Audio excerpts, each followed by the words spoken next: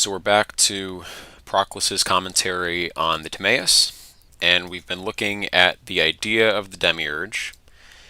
He's reported the views of different thinkers. Some kind of merged the demiurge with the world soul. He contradicted that. Now we're getting to the doctrine of Iamblichus, who of course is sort of the founder of mainline later Neoplatonism. Everybody pretty much falls in the school of Iamblichus after his time, or all the major thinkers that we remember. So let's look at that then. In the next place, therefore, the divine Iamblichus has written much against the opinion of Porphyry, and has subverted it as being Platinian, but delivering his own theology, he calls the whole intelligible world the demiurge. So that from what has been said, it is evident that he asserts the same thing as Plotinus. He says, therefore, in his commentaries, quote, "Thus we call that which is truly cause and the principle of generated natures, and the intelligible paradigms of the world, the intelligible world. Such causes likewise, as we admit to have an existence prior to all things in nature, these the demiurgic God, whom we now investigate, comprehending in one, possesses in himself." So the whole intelligible world, from that quote, it just seems to say that the demiurge contains the whole intelligible world. That doesn't imply that he and the intelligible world are one. Of course, for Proclus, his mature doctrine will be that the demiurge is the intellective phase, or one element of the intellective phase of the intelligible world of the second hypostasis, and he does reflect upon and contain all of the intelligibles, but in an intellective manner. So he does contain all of it, but not. It would be wrong, according to Proclus, to say that he is simply like the entire second hypostasis. All right. So there's the quote from Iamblichus. "If, therefore, in what is here said, he intends to signify that in the demiurge all things subsist demiurgically, and being itself and the intelligible world, he speaks conformably both to himself and to Orpheus, who says, 'For in Jove's ample dwelling all things lie, and in Jove's belly they together flow,' and all such like assertions." Right, so the demiurge contains the intelligible demiurgically, or according to the level of the second hypostasis that the demiurge actually occupies, that kind of intellective of the intellective phase. So of course we have being, life, intellect, and then intellect is broken into three: a Cronian, a Rhean, and then a Zeusian phase. So there's a being, life, intellect within intellect, and so the demiurge is located in the intellective of the intellective phase. And so he'll contain all of the intelligible things according to the manner of that phase, not in the same manner as it occurs prior to the level of the demiurge, of course. And I'm guessing he would justify that kind of interpretation and distinction by virtue of the fact that the intelligible animal is distinct from the demiurge, because the demiurge looks to the intelligible animal. Okay, and all such like assertions. "Nor is it at all wonderful that each of the gods should be the universe, but after a different manner, one demiurgically, another connectedly, or connectively, another immutably, another convertively, and another in some other way according to a divine peculiarity." Alright, so if he says that the demiurge contains all intelligible reality, that shouldn't be surprising, because all the gods contain all intelligible reality in their own peculiar way. They each have their own characteristic henad that they're joined to, and that is them in some respect. But they also are situated at different levels of the kind of internal dynamics of the second hypostasis, or their kind of respective manifestation at an intellectual or intelligible or intellectual/intelligible level will appear there. So it's wrong to say that Zeus is simply that intellect of intellect. Zeus is the ray, the Sarai, which goes from the Hanatic Zeus all the way down through the different manifestations of Zeus at intelligible, intellective, soul, etc. levels. So he's a cross hypostatic entity. But yeah, it's totally fine to say that each of the gods contains the entire intelligible world in itself, just according to its own peculiarity. But if he says that the whole extent between the world and the one is the demiurge, this deserves to become the subject of doubt, and we may urge against this assertion the arguments which we derive from him. So some people perhaps interpreted Iamblichus as saying that, and Proclus says, well, we can use Iamblichus's own arguments to show that that notion is absurd. For where are the kings that are prior to Jupiter, and are the fathers of Jupiter? Where are the kings, according to Plato, whom he thinks fit to arrange above the world next to the one? How likewise can we say that perpetual being itself is the first being, if we also say that the demiurge is the whole intelligible order, who is himself perpetual being, as is likewise animal itself? For shall we not thus be compelled to say that the demiurge is not an eternal being? Unless the demiurge likewise is comprehended together with other eternal beings.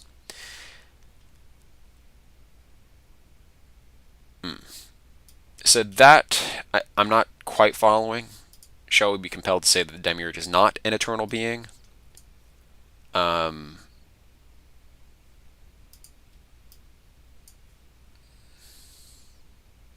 can we say that perpetual being itself is the first being if we also say that the demiurge is the whole intelligible order? I'm not going to worry. This little section here is a little bit confusing. I'm not going to worry too much about it. But anyway, we need these distinctions, and they'll all be obliterated if it's all just demiurge there.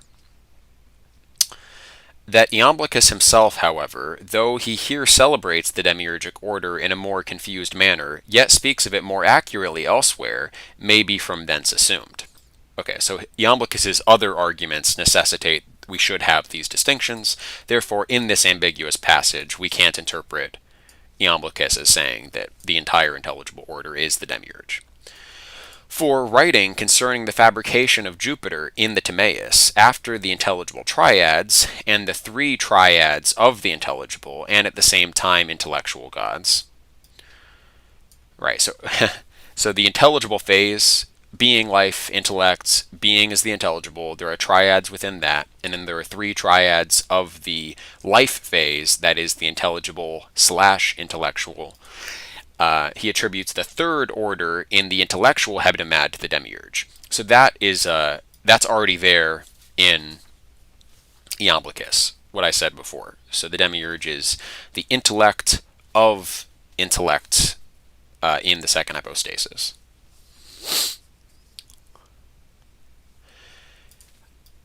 Third order in the intellectual hebdomad, but a hebdomad is like 7, right?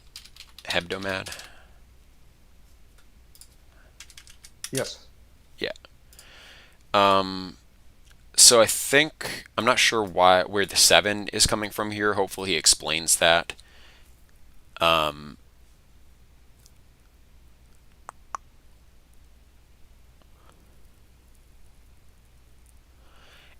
The intellectual hebdomad follows as the third in order. Yes. Okay.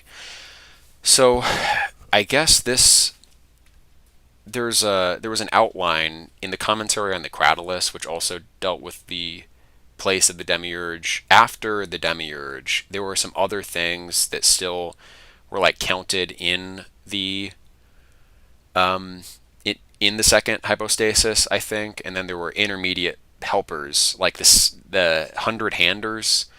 I forget the names of them, but there were probably at least 4 other entities subordinate to the demiurge who are themselves noetic, not dianoetic, not souls, but are intellects themselves. So I guess it would be wrong to say that it's a triad at the level of being, life, intellect, not just a triad. He is the third element out of seven.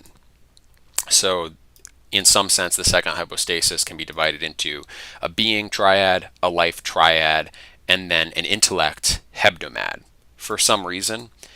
And I don't know why that would be, so we'll be on the lookout for that. For he says, but I do remember there are like subordinate helpers beneath the demiurge directly. For he says that these three gods are celebrated by the Pythagoreans, who assert that the first of them is an intellect comprehending in itself whole monads, the simple, the indivisible, the boniform, that which abides and is united in itself, and who deliver such like indications of its transcendency. But they say that the second is collective of the perfection of things of this kind, and that the most beautiful indications of it are divine fecundity, and that which is collective of the three gods, that which gives completion to energy, that which is generative of divine life, and which proceeds everywhere, and that which is beneficent. So it's sort of like we have these three. Are we calling these three gods? Yeah, these three gods. The first is like the henads themselves, not in the first hypostasis, just it collects the goods of the henads, and then the second collects the completion, fecundity, kind of generative aspects of the unities. So it's sort of like a being life dynamic. And then they teach us that of the third, who fabricates wholes, the most beautiful signatures are prolific progressions, the productions and connections of total causes, together with the total causes defined by forms, all preceding fabrications and other things similar to these. So maybe an abiding, proceeding, reverting is not the best to map onto these descriptions as we're having them, but we'll just read on. It is worthwhile, therefore, to form a judgment of the Iamblichian theology from these things, and to determine what the nature of it is respecting the demiurge of wholes. Right. And then earlier we dealt with the demiurge of wholes versus the intellective life. There were three other demiurges, basically a being, life, intellect, triad there too. Demiurge of wholes above them. This we dealt with in the character analogy section at the very beginning. So Socrates represented the intellective demiurge, Timaeus was the demiurge of wholes, and then the other characters were the other two. And so remember, the demiurge at the life phase was equated with Poseidon, and then the demiurge in the intellective phase or the revertive phase was equated with Hades. So demiurge of wholes, Zeus, intellectual demiurge, Zeus, and then Poseidon, and then Hades. Zeus, Poseidon, Hades is like the triad. And I think I messed something up with intellectual demiurge there, because intellect should be the third phase. That's like what Hades was going to be. So maybe intelligible demiurge. We would have to go back and review what are the three demiurges after the demiurge of wholes. But let's just keep going. If anyone remembers and can clarify what were those three called. I know it was Zeus, Poseidon, Hades, but they're all, Zeus in some sense, and that Zeus is the entire demiurge. It's like those three characters are sort of a polarization out of the demiurge of wholes. It is worthwhile, therefore, to form a judgment of the Iamblichian theology from these things, and to determine what the nature of it is respecting the demiurge of wholes. For how can the demiurge be the whole of perpetual being, if indeed perpetual being has been already defined by Plato? But he now says that it is difficult to find the demiurge, and when found, impossible to speak of him to all men. So Plato says it's hard to find the demiurge, and yet he defined perpetual being, and therefore they shouldn't be the same, because then Plato would be kind of contradicting himself. And how can these things be verified of that which is definitively delivered and unfolded into light to all those that were present?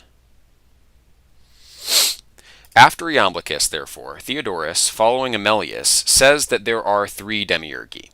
He arranges them, however, not immediately after the one, but at the extremity of the intelligible.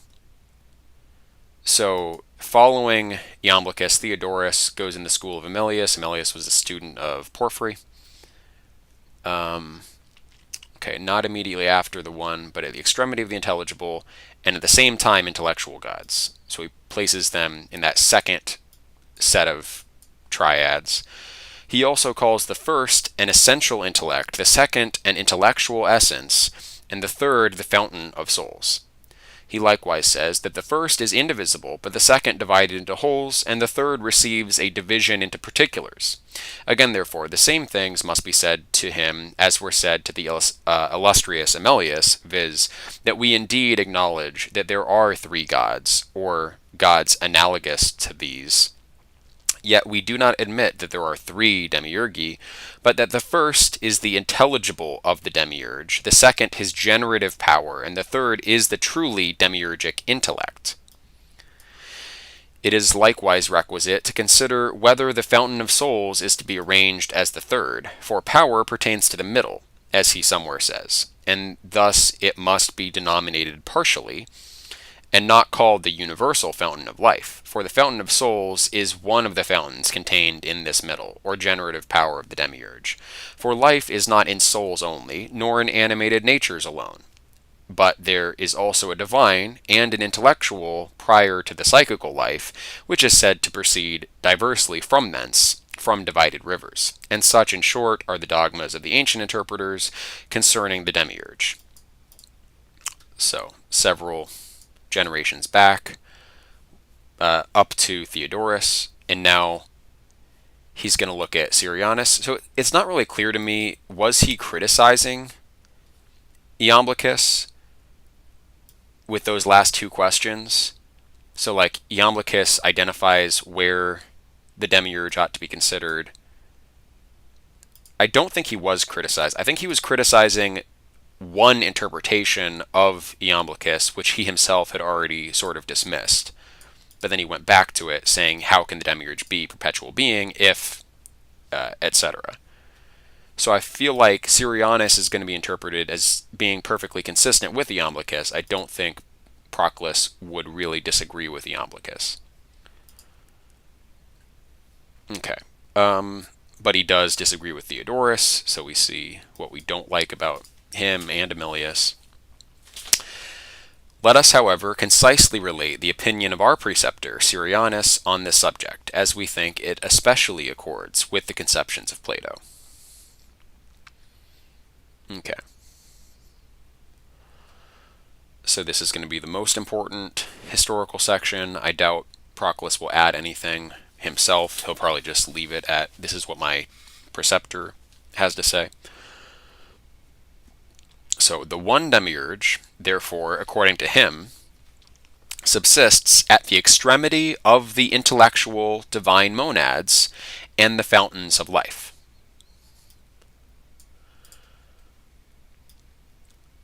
Okay, so there are divine monads within the intellect phase, and it's the extremity, so it is that last of the intellectual divine monads, and then he exists before the fountains of life. So I guess the fountains of life are those four elements, probably, between demiurge and world soul. So it's the demiurge will be the last of the intellectual divine monads, so that intellect of intellect phase, and then the first, or ahead of, the fountains of life, I assume.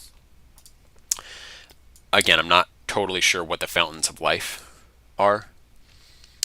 I'm going to ask ChatGPT, in fact, because why just wait and be confused? What are the fountains of life from Proclus's theology?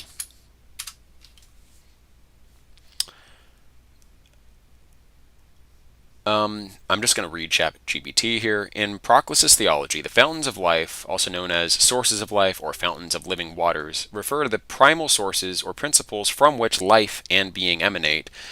These are metaphysical entities that represent the divine origins of all things in the cosmos. Proclus, a key figure in Neoplatonism. Blah blah. Fountains of life are intimately connected with the one. Okay, this is probably too generic. We're not going to get specific location here. The fountains of life are associated with the divine intelligences and higher order of gods or henads. Okay, we don't have a firm location hypostatically. I wonder if I ask here, can I paste this text? Maybe I won't bother with ChatGPT actually. I'm afraid. Let me 1 second.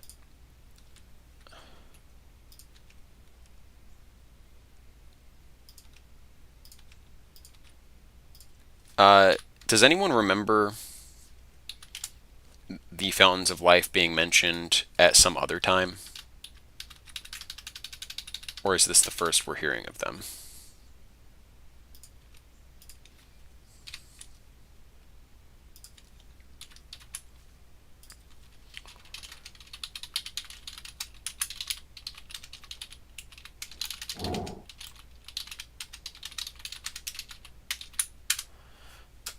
So in the Jitsi, somebody. Yeah, I don't. Yeah, nobody remembers the No. fountains of life. This is a new concept for us, at least. Okay, I put in that quote for ChatGPT. Hopefully, it'll. In the passage provided, he's describing the cosmological hierarchy. To understand the specific location of the fountains of life in this context, we should break down the elements of the hierarchy. So, demiurge, intellectual divine monads. ChatGPT says these are the highest forms of divine intelligences or principles that emanate directly from the One. The term monads refers to the primary, indivisible, and unique divine principles or gods. I think ChatGPT is confusing monads and henads, though, because there's a monad of every series. So when he says the extreme of the divine monads, intellectual divine monads, he means the three distinct series being, or rather the abiding, processing, reverting phase of intellect, each of which has its own monad heading it, which kind of embodies the phase. And so the fountains of life, these are the sources from which life, both intellectual and existential, emanates throughout the cosmos. When Proclus says the demiurge subsists at the extremity of the intellectual divine monads and the fountains of life, he is placing the demiurge at a specific point in the hierarchical structure, extremity of the intellectual divine monads. This suggests the demiurge is at the lower boundary of the highest intellectual principles. The demiurge is still within the realm of the intelligible, but at the point where they begin to manifest with the cosmos more. By placing the demiurge at the extremity of the fountains of life, Proclus indicates that the demiurge is at the boundary where the pure, divine sources of life transitions into more specific creative activities. Yeah, this is all too generic. I was a little too optimistic about ChatGPT's ability to follow the intricacies of Proclean theology. Okay. Well, so what's up for debate then is whether the fountains of life are above or beneath the demiurge. ChatGPT was treating it as above the demiurge, so he's at the far extreme of the divine monads in the second hypostasis and the far extreme of the fountains of life, as if he's beyond or at the very outermost limit of those two things, which are both above him, or he's between these two things, and that's what's not clear, so we'll just read on and bear that in mind. But he emits from himself the total fabrication. Well, the fact that the next sentence goes on to say, but he emits from himself, seems to suggest that he is actually beyond the fountains of life. And then the next, so we've talked about what is before him, and now we're talking about what's after him. So what he emits is the total fabrication, and presides over the more partial fathers of wholes. Partial fathers of wholes will be things like the younger gods, I assume. Being, however, himself immovable, he is eternally established on the summit of Olympus and rules over the twofold worlds, the supercelestial and the celestial, comprehending also the beginning, middle, and ends of wholes. For of the whole demiurgic order, one part is a distribution of wholes totally, another of wholes partially, another of parts totally, and another of parts partially. So there are multiple senses of wholes. So he comprehends the beginning, middle, and ends of wholes.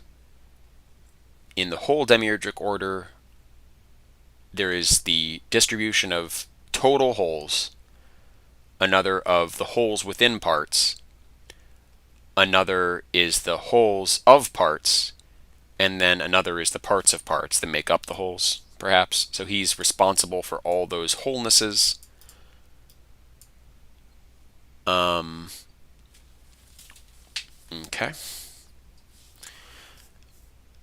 And the demiurge of wholes is superior to the three phases of the demiurge, characterized by Zeus, Poseidon, Hades. All right. So the link between the wholes and the demiurge, hopefully he goes on to explain more. Are there wholes prior to the demiurge, or does wholeness exist authentically at the level of the demiurge? Well, he says he presides over the more partial fathers of wholes, which implies that there are more total fathers of wholes above his level. So I guess we shouldn't say that wholes are at the level of the demiurge, but certainly any super celestial or celestial whole is going to be, and in every respect, the whole that is prior to parts, the whole that is in the parts, even the parts of parts. Alright, so fabrication, therefore, being fourfold, the demiurgic monad binds to itself the total providence of wholes, but a demiurgic triad is suspended from it, which rules over parts totally, and over the divided power of the monad. Okay, so the demiurge of wholes deals with the providence of entire wholes, and then the demiurgic triad handles those other aspects of wholeness. Just again, as in the other, or the partial fabrication, a monad is the leader of a triad, which orderly distributes wholes partially and parts partially. Okay, so in the image of the demiurgic monad and its triad, at the lower partial fabrication, there is going to be a leader, a monad leading a triad, also distributing their responsibilities of wholes prior to parts, wholes of parts, etc. So there are four types here. Let's just look at those again. So we have the wholes totally, wholes partially, parts totally, and another of the parts partially. So total wholes, partial wholes, whole parts, and partial parts. So those are the let's say that again. Whole wholes, partial wholes, whole wholes, partial wholes, whole parts, partial parts. I'm sorry. I just, for whatever reason, this fourfold division is getting me. Whole, partial whole part, partial part. That seems logical. So you need, in administering wholes, I mean, the demiurge weaves together existing things, right? That's kind of what he does in creating the world soul, etc. So it does make sense that the demiurgic act is concerned with putting together parts rather than a de novo creation. He's weaving together these forms. So, I guess those are the four senses of wholeness that we need to be concerned about. So he needs the monad and then his triadic manifestation to cover these three elements of wholeness that he's responsible for. Okay.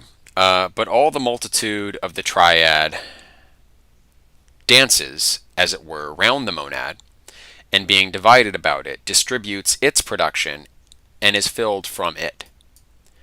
So the partial wholes, whole parts, and partial parts all dance around the whole whole and are filled from it. Of the many demiurge, therefore, there is one demiurge who is the monad of the rest, in order that all things may be consequent to each other, viz. The one, the paradigm in intelligibles, the one intelligible demiurge, the one only begotten world. If, however, so we need there to be one so that it falls neatly in a hierarchical, orderly arrangement. If, however, these things are rightly asserted, the demiurge of wholes is the boundary of intellectuals, established indeed in the intelligible, but being full of power, according to which he produces wholes, in converting all things to himself. On this account also Timaeus calls him intellect, and the best of causes, and says that he looks to the intelligible paradigm, in order that by this he may separate him from the first intelligible gods. But by calling him intellect, he distinguishes him from the intelligible and at the same time intellectual gods, and by denominating him the best of causes, he establishes him above all the other supermundane demiurgy. For he denominates the causes demiurgic. So the various demiurges, it makes sense that there are many, because that just means creator or craftsman. So there are many creators of the cosmos collaborating, and there's the one that presides over all of them. So the demiurge of wholes is the authentic demiurge. And then there's the triad, and then there are the helpers of various sorts. For he denominates the causes demiurgic, as also he had before said, quote, everything generated is generated by a cause. He adds, when therefore an artificer, etc. Hence the demiurge is an intellectual god exempt from all the demiurgi. If, however, so he's like the exempt monad of the triad, just like there's the exempt one and then the abiding, preceding, reverting of the one. So there's the exempt demiurge, and then the abiding, preceding, reverting demiurgic triad, and then also the manifold demiurgi which attend him, or that sort of thing. If, however, he was the first among the intellectual gods, he would alone abide in his own accustomed manner, for this is the illustrious property of the first. So if he was the first of intellectual gods, he would be by himself. If he was the second, he would be particularly the cause of life.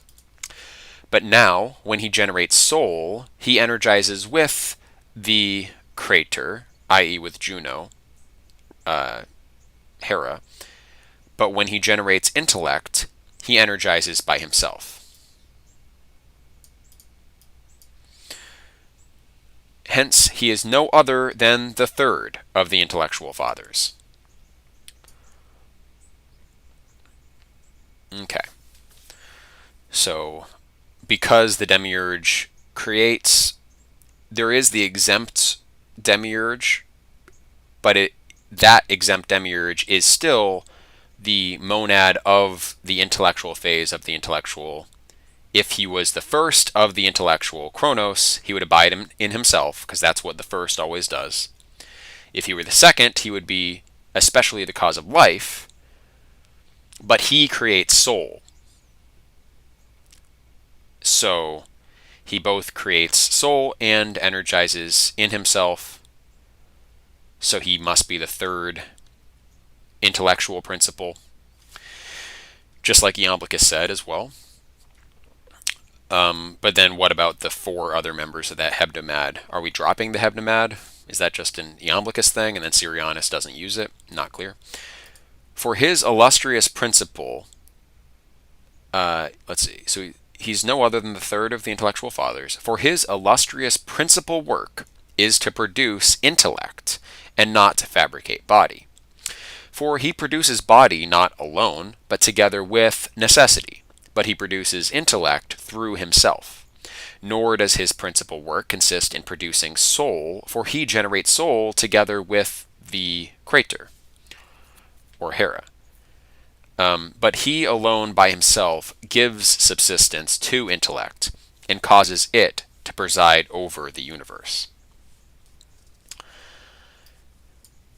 So there has to be a being life intellect within intellect as a whole. The principal intellect would be in itself. The generative or the life intellect would give rise to life, and then the intellectual intellect will give rise to intellect as its activity instead of abiding just in itself.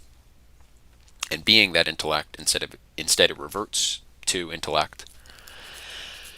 All right. Existing, therefore, as the producer of intellect, and I think he means the producer of intellects here, he very properly has an intellectual order. Hence also he is said by Plato to be both maker and father, and neither father alone nor maker alone, nor again father and maker, but maker first, father second.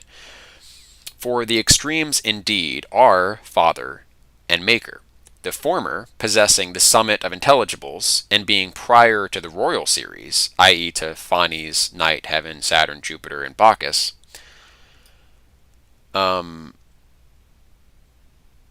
So the father, the highest father, is going to be above the intelligible gods, above even Phanes.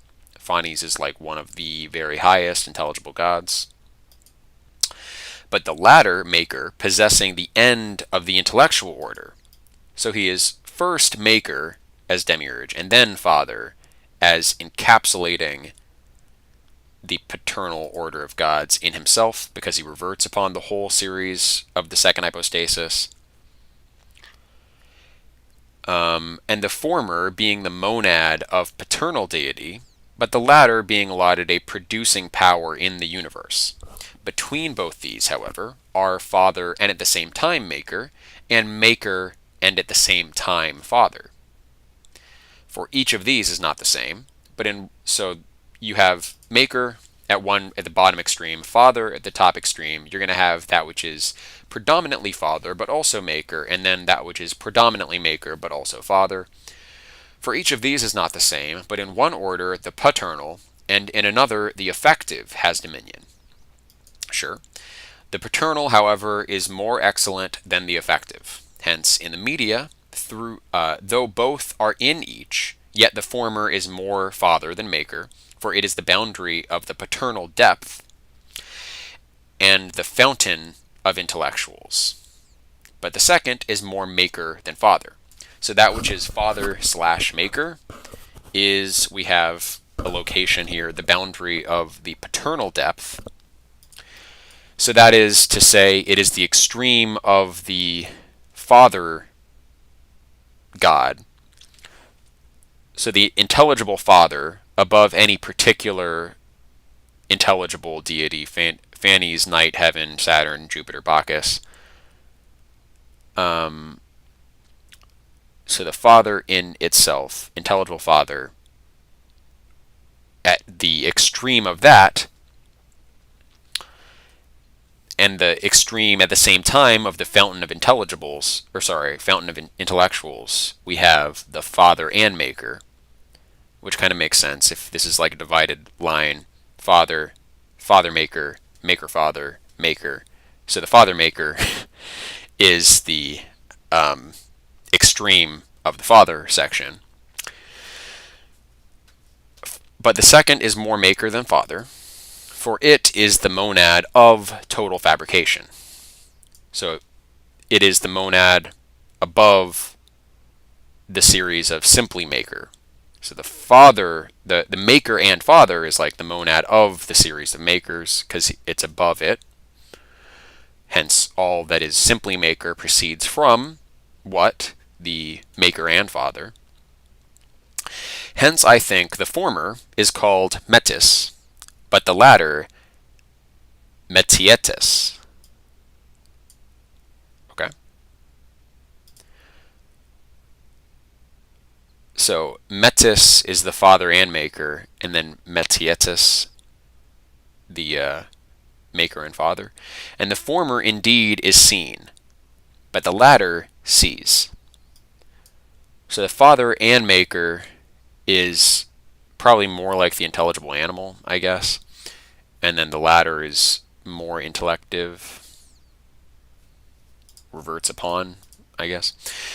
The former also is absorbed, but the latter is replete with the power of the former. Yeah, we have at I forget where this is given. This may be an Orphic myth type deal, but Zeus reverts upon the entire intelligible series as demiurge and absorbs the title and power of Phanes, becoming like the dominant god. Even though he's at the bottom of the second hypostasis, he is at the same time ruler over all the gods because he like takes the power of Phanes as well. So like the top intelligible side, Father Maker, will be absorbed by the Maker Father, which is most intellective, which gathers together, kind of absorbs all the power of the second hypostasis in itself. And what the former is in intelligibles, the latter is in intellectuals. So there we have, again, Father Maker is like the demiurge with respect to intelligibles, and then the Maker Father is like the demiurge with respect to intellectuals. For the former is the boundary of the intelligible, but the latter of the intellectual gods. Okay, so we have a precise look. Phanes, I think, ought to then be above, because Phanes is one of the intelligible gods, if I remember correctly. Luckily, we still have like two. We're not even mostly done. Like we have a lot of this to get through, and then we have all of the Parmenides commentary, and then we have Platonic theology, which is larger than both of them, and we're going to get through that too. So we'll have plenty of time to try to correlate exactly where all these deities are and what the overall schematic is. We can bring up some diagrams to help from time to time. But okay, we have, I forget where Phanes is then, but we've had stated explicitly that the Father Maker is the last of the intelligible gods, just like the demiurge is the last of the intellectual gods. The former is the boundary of the intelligible, the latter the intellectual gods. Concerning the former, likewise, oh, you know what? There was no contradiction, because he's saying the former, the Father alone is above all the intellectual gods. That makes sense. And then the Father and Maker is the last of the intellectual gods. The Maker and Father is the last of the intellectual gods. And then the Maker alone, I guess, is no longer, because it's not Father, is just one of the helper demiurges. Concerning the former, likewise, the former being again Father and Maker, Orpheus says, "In a dark cavern, these the Father made." But concerning the latter, Plato says, "Of whom I am the demiurge and father of works." In the Statesman, likewise, he makes mention of the doctrine of the demiurge and father, because with the former, i.e. with Phanes, the paternal is more predominant, but with the latter, with Jupiter, the demiurgic. Okay, so Phanes is identified as father and maker, Zeus as maker and father, and in some myth or another, Zeus consumes Phanes and assumes his like royal title. because with the former, with Phanes, the paternal is more predominant, but with the latter, rather, with Jupiter, the demiurgic. Each of the gods, however, is denominated from his peculiarity, though each is comprehensive of all things. And he indeed, who is alone maker, is the cause of mundane natures. He who is, it says i.e. Vulcan, so Hephaestus. Hephaestus is maker alone, not father at all. He's the cause of mundane natures. He who is maker and father is the cause of supramundane and mundane natures. He who is father and maker is the cause of intellectual, supramundane, and mundane natures, because they all contain each other, but like the higher it is, the more encompassing his causal powers, and the further they reach. But he who is alone father is the cause of intelligibles, intellectuals, supramundane, and mundane natures. Right. So here's an application of Proclus's rule, which evidently does stem from Syrianus, because we're still reporting Syrianus' doctrines here.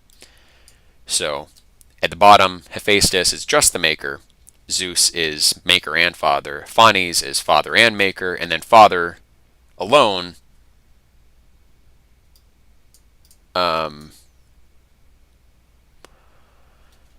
or is Phanes just father? Dang it, I'm not sure. No, because he said the father was above the royal order, and Phanes was included with that. So Phanes, I'm going to say, is father and maker. And then the father alone, I don't know if we have a name for, but he's at the top of that. Plato, therefore, admitting a demiurge of this kind, suffers him to be ineffable and without a name, as having an arrangement prior to holes in the portion of the good.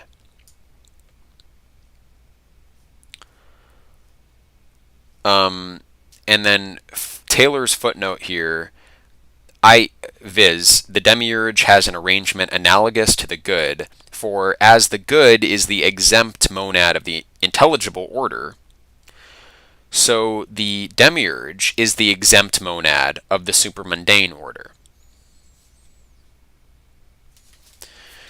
Right, he says the demiurge is like hard to locate because he's exempt, and so he doesn't have like a name properly. So the demiurge of holes, the exempt demiurge, is what's hard to find, and then we can identify the intelligible demiurge with Zeus, life demiurge with Poseidon, intellectual demiurge with Hades. So the demiurge of holes is sort of ineffable without a name, analogous to the good, relative to the natures subordinate to him, of course. For in every order of the gods, there is that which is analogous to the one. So in each of the orders of the gods, there's going to be something that's predominant among them, and the demiurge is the exempt, preeminent, analogous to the good in its order, the demiurgic order of gods, of course. Such, therefore, is the monad in each world. But Orpheus gives a name to the demiurge in consequence of being moved, i.e. inspired, from thence, whom Plato himself likewise elsewhere follows. So, despite not being capable of being named by knowing, hard to know, still enthusiastically in an inspired state, we can be given a providentially an appropriate name to call him. For the Zeus with him, who is prior to the three sons of Cronos, is the demiurge of holes. For with Orpheus, Zeus is called the demiurge of holes. After the absorption, therefore, of Phanes, the idea of all things shone forth in him, as the theologist says. So yeah, that demiurge of holes reverts upon and absorbs Phanes and the intelligible, and I think that's the same as looking to the intelligible animal. Yeah, Phanes is identified with the intelligible animal. I remember that now. So absorbing Phanes, he takes his properties and then acts in a paternal monadic capacity with reference to everything beneath him. He absorbs all of the second hypostasis and all of the authority, and relative to the things beneath him, he is that father of all. After the absorption, therefore, Phanes, the ideas of all things shone forth in him, as the theologist says. So here we have a quote from an Orphic poem. Okay, so hence with the universe great Zeus contains extended ether, heaven's exalted plains, the barren restless deep, the earth and earth renowned, ocean immense and Tartarus profound, fountains and rivers in the boundless main, with all that nature's ample realms contain, and gods and goddesses of each degree, all that is past and all that e'er shall be. Occultly and in fair connection lies in Zeus's wide belly, ruler of the skies. So even though he's the last, Proclus talks about in the Elements of Theology, the very last of a series is going to be like the same as the monad of the series beneath it. It'll also do a similar thing here, where the last has to kind of gather together the entire order. And so in a certain sense, the last is like second only to the first in a series. So that like the first and last are joined and are identified in each series, so that it can act as a monad with that authority relative to the series beneath it. So you can look at that in Elements of Theology if you want like an analytical argument for why that would be. But here we have the mythic representation. Okay. Zeus, however, being full of ideas, through these comprehends in himself wholes, which the theologist also indicating adds. I guess in the poems I'm going to read it as Jove, even though elsewhere I'm trying to use the actual Greek names. So Jove is the first and last high thundering king, middle and head, from Jove all beings spring. Jove the fountain of the earth contains, and the deep splendor of the starry plains. Jove is a king by no restraint confined, and all things flow from Jove's prolific mind. One mighty principle which never fails, one power, one daimon over all prevails. For in Jove's royal body all things lie, fire, night and day, earth, water, and the sky. Zeus, therefore, comprehending in himself wholes, produces in conjunction with night all things monadically and intellectually, according to her oracles, and likewise all mundane natures, gods, and the parts of the universe. Night, therefore, says to him, asking how all things will be a certain one, and yet each be separate and apart from the rest. All things receive enclosed on every side in ether's wide ineffable embrace, then in the midst of ether place the heaven, in which let earth of infinite extent, the sea and stars, the crown of heaven, be fixed. But after she has laid down rules respecting all other productions, she adds, and when your power around the whole has spread, a strong coercive bond, a golden chain, suspend from ether. This bond, which is derived from nature, soul, and intellect, being perfectly strong and indissoluble. For Plato also says that animals were generated bound with animated bonds. Orpheus, likewise, homerically calls the divine orders, which are above the world, a golden chain, which Plato, emulating, says that the demiurge, placing intellect in soul, but soul in body, fabricated the universe, and that he gave subsistence to the junior gods, through whom also he adorns the parts of the universe.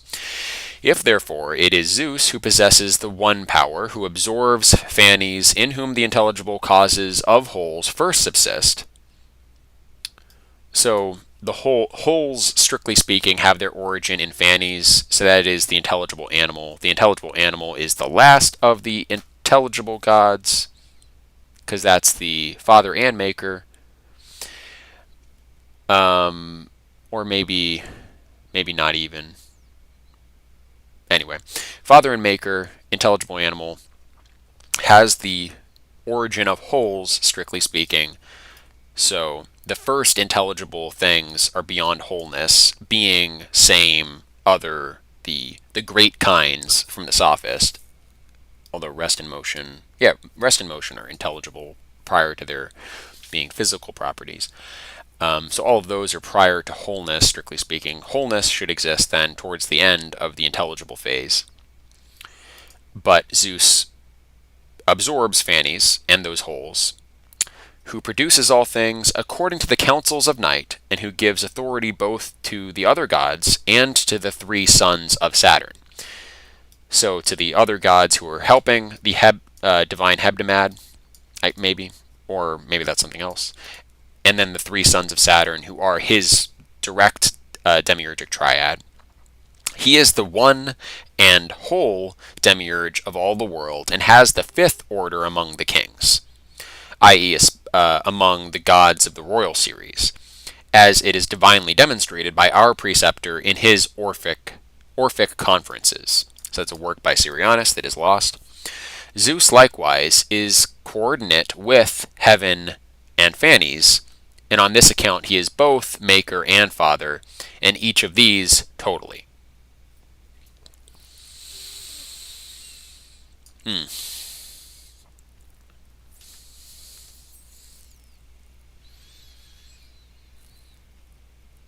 Okay. The fifth order among the kings, I'd like to know exactly where gods of the royal series, so that I guess would include heaven, Phanes, who else? Cronus?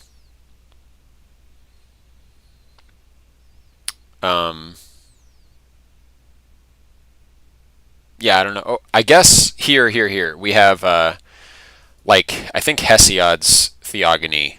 There are different generations. Let me see. Generations of gods in Hesiod.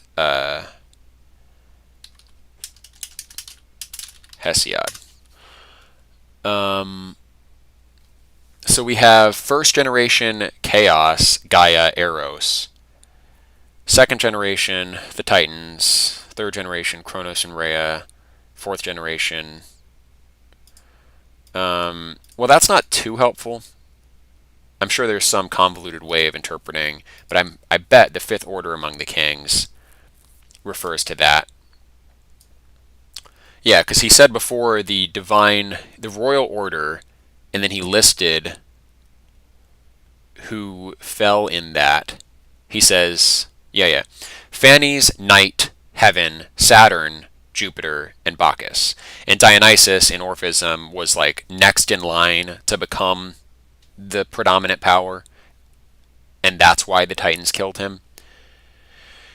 So Phanes is first, then Night, then Heaven, then Cronus. So Uranus, Cronus, Zeus. That's in common with, I think, the general Greek mythology, and then Bacchus after him. So Phanes, Night, Heaven, Cronus, Jupiter, Bacchus. We'll have to. I don't know how much I want to worry about detailing and diagramming the specific locations of all these gods. You can find some illustrations out there. I don't know if a master chart has been compiled.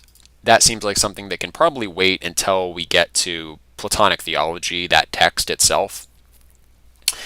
That would be, then we'll have absorbed all of this information in the context of the different dialogues and the specifics, and then we'll have the overall, then we can start worrying about getting exactly, precisely right all the locations of these gods. But we'll leave it at that for today. Still looking at the specific nature of the demiurge of wholes, triadic, where he falls with respect to Phanes and the other royal gods and such. So, any other thoughts on the reading today?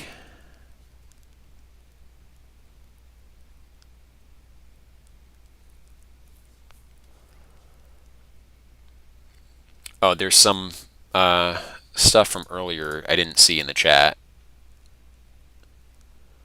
Oh yeah, this is the character analogies. So Timaeus is analogous to Jupiter. the demiurge of the universe, but Socrates, Critias, and Hermocrates are analogous to the three ruling fathers, Jupiter, Poseidon, Hades, who form the summit of the supermundane order of gods. So there's a Zeus at the supermundane order, and then there's a Zeus at the intellectual order. So that intellectual, I think again the Jupiter or Zeus, Poseidon, Hades. I think it's still like intellectual, or something like that. It had a further explanation, but anyway, just to review, it's Socrates, Critias, and Hermocrates who are that triad, the three sons of Cronus, or is it four sons of Cronus? No, yeah, those are the three sons of Cronus, and then demiurgic Zeus, the demiurge of wholes, is beyond them. So that's Zeus at two different levels. Again, we can see how the gods extend between levels. They aren't just at one hypostatic level. But okay, this has been good. Thanks everybody for participating. Talk to you next time.